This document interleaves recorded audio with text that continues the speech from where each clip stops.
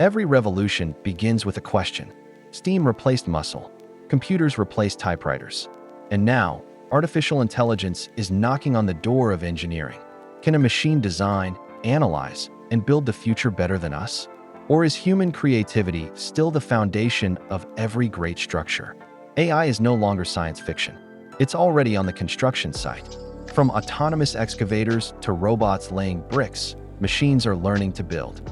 Artificial intelligence can analyze thousands of structural possibilities in seconds.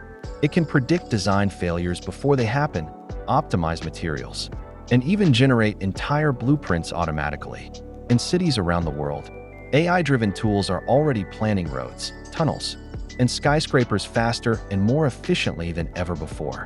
But there's something AI still can't replicate: the human mind. Engineering isn't just about numbers. It's about judgment, ethics, and creativity.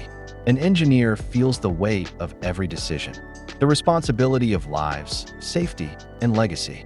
AI can process data, but it doesn't understand purpose. It doesn't dream. It doesn't imagine. Human intuition, the ability to think beyond logic, is what separates calculation from creation.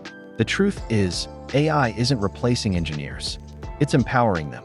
Imagine designing a bridge in minutes instead of months. Imagine a structure that can tell you when it's getting weak before it fails. That's not the end of engineering. It's evolution. Engineers will guide the machines, train them, and shape their output. AI will handle the repetition. Humans will handle the innovation. Together, they'll build faster, safer, and smarter than ever before.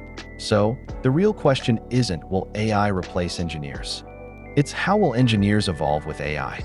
The future won't be built by machines alone. It will be built by humans who understand them. Because AI is not the blueprint. It's just a tool.